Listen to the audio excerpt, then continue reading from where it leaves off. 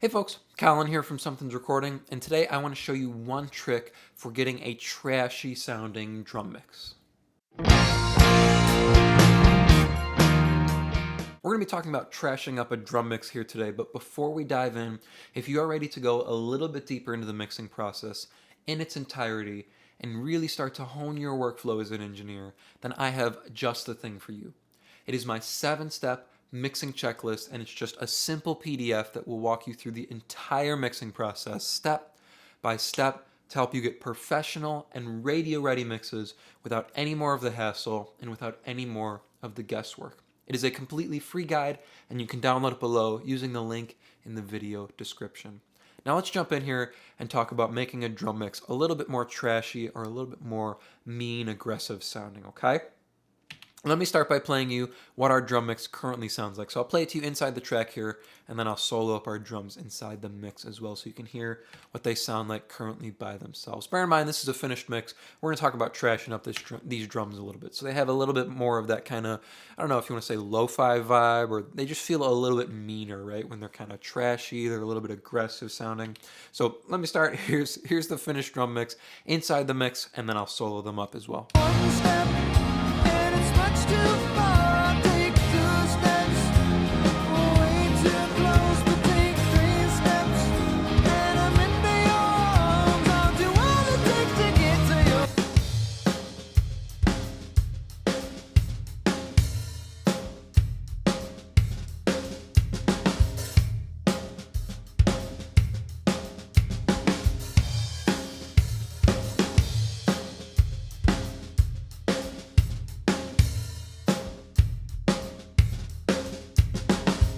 So you can see the drums could use a little bit of meanness to them, right? It's a big sound. It's kind of a darker style track. They could use a little bit of aggression, a little bit of trash to them, right? To sit a little bit more where they should in the mix, to sit a little bit better and fit the vibe of the song a little bit better. So what we're going to do here is I'm going to create a parallel bus here. So I'm going to start here. I'm going to create another bus right next to our drum bus here, and I'm going to call it dist bus, or drums dist. We'll call it drums dist.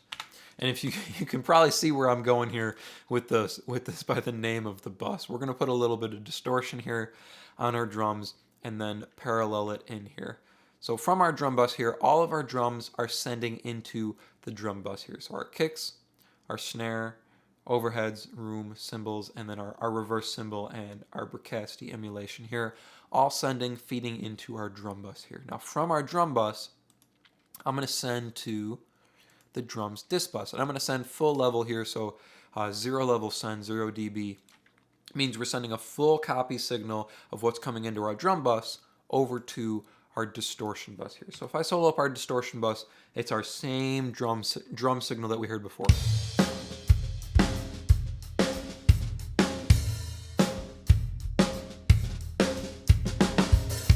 So same drum mix that we heard before. What we're going to do here, we're going to open up our inserts here, and I'm going to reach for the red light distortion plugin here. This is one of my favorite plugins to use to make something kind of mean sounding, make it sound aggressive. We'll keep it on hard tube.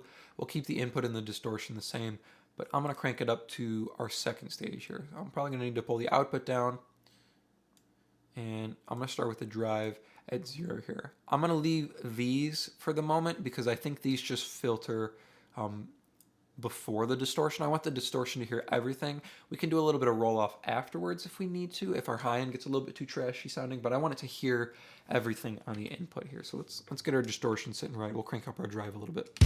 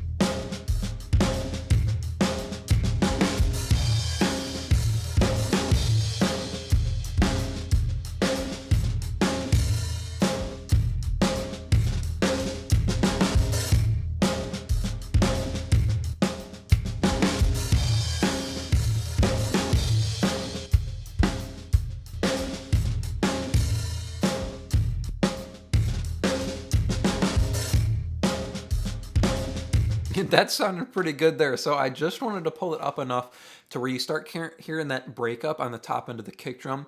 That's what I'm looking for, because then that's going to add a little bit of that extra kind of click, and it's going to help our kick drum cut through the mix a little bit better, feel a little bit meaner, a little bit trashier. Same thing with our snare drum. Our snare drum's hitting our distortion here a little bit harder than our kick drum is, which is really, really nice. So it's going to give us that nice kind of crispiness on the top end and the high mids on our snare drum, which is really, really nice. That gives you a lot of extra aggression, a lot of extra crack on your snare drum. The only thing I'm concerned about is the cymbals. So let me take a listen one more time here.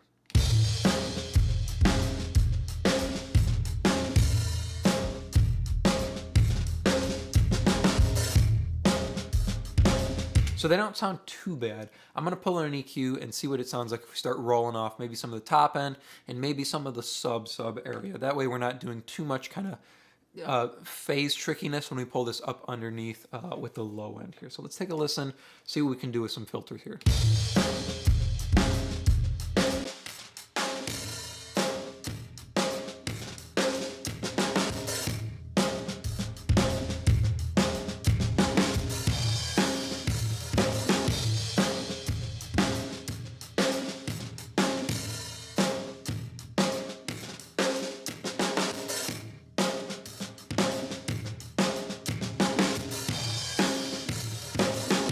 So there sounds really, really good to me for a high pass filter, right? We rolled it up and got rid of the low end information because we don't need the low end information now. That's why I told you we're doing our roll off afterwards. I want the kick drum to push full range into the distortion so we get that breakup on the top end of our kick drum. But now we can roll off the low end because we have that kind of distortion, that kind of breakup. It sounds like clipping right on the top of our kick drum.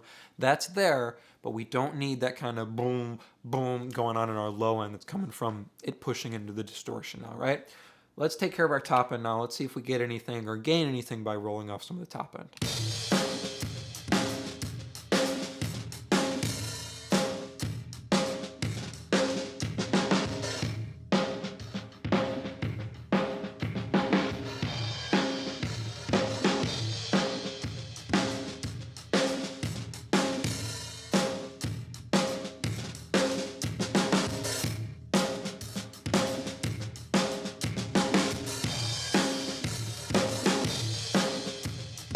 That feels right to me right there. Just a little bit in. We're up at 15K, so it's not too big of a change, but to me it rolls off the top end just in a really subtle way that it kind of smooths things out a little bit. That way we don't have the super, super highs going on when our cymbals hit or anything, but we still have that nice top end crunch on our kick and our snare. When I rolled it in too far, like 4 or 5K, the top end crunch that I was getting from the distortion kind of disappeared. I don't want it to disappear. I want to hear that when I pull this up underneath. So back here about 14, 15K feels right to me, where we roll off some of that harshness on the top end, excuse me, but we don't go too far and get rid of what we gained from our distortion. This is feeling good to me here now. I'm going to pull this down and let's tuck this underneath our original drum mix here. So I'm going to solo up just our drums and just our distortion bus here. Let's tuck this underneath and see what we can gain from this distortion bus.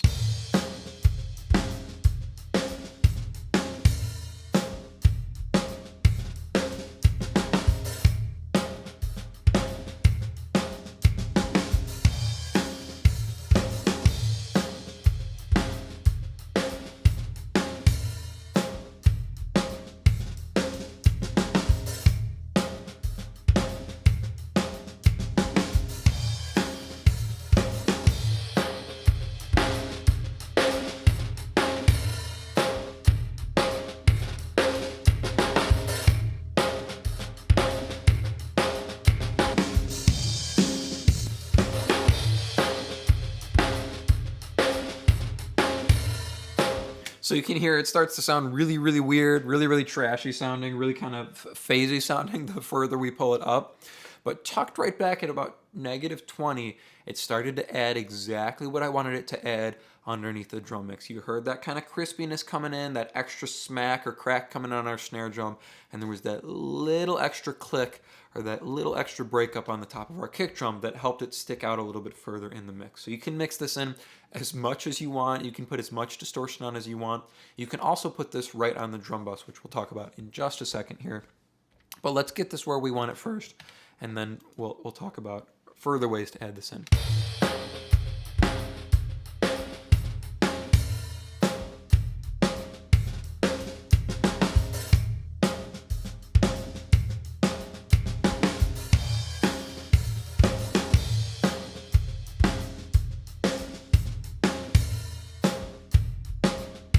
That feels really, really good to me right there. It feels comfortable. It doesn't feel like it's harming our drum mix, but it feels like it's adding that little bit of extra trash, that little bit of extra aggressiveness that's going to help our drums sit really, really nicely inside the mix here.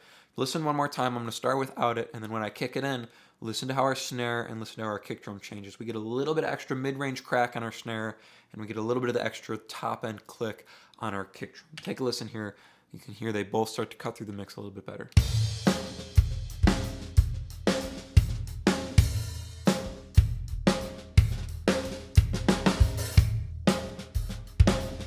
Arms, I'll do all it takes to get to your heart. One step, and it's much too far. I'll take 2 steps, way too close, but take 3 steps, and I'm into your arms. I'll do all it takes to get to your heart. One step. That feels really, really good there for me. So the other thing you can do, the other way you could do this is you could do it right on your drum bus here. So if we pull over the red light distortion plugin to our drum bus, you can tweak it right on your drum bus and then use the mix knob on the distortion plugin to mix a little bit of the distortion in right from here. So let's try it just on our drum bus here. So we'll put the plugin right on our drum bus. Now we could use these filters if we need to, but we'll see if we need to here in a second.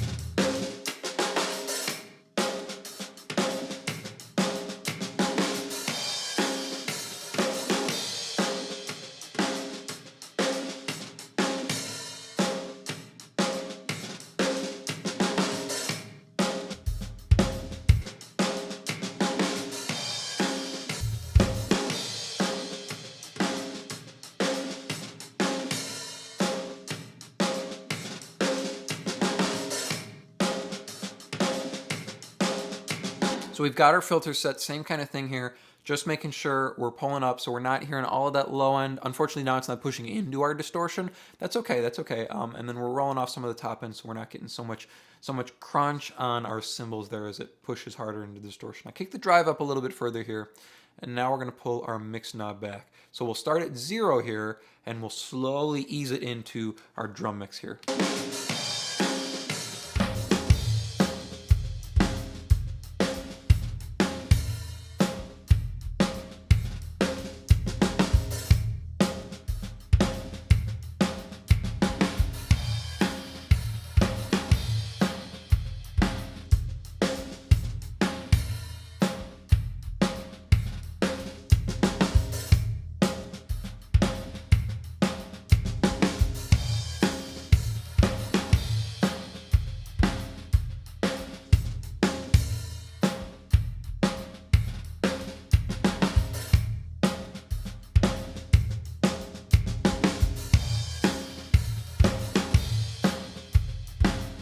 So this doesn't feel as clean to me. Again, it's because of the way the filters are working for me, and I don't like mixing in right off the plugin like this. It feels a little bit more phasey to me. You can hear the more I crank it up, the more our drums start to get a little bit swirly like that, or swirly. I don't really dig this as much. It's another way you can do it if you want to be really subtle with it. If you wanted to have it down at maybe like 4 or 5, it would probably sound okay.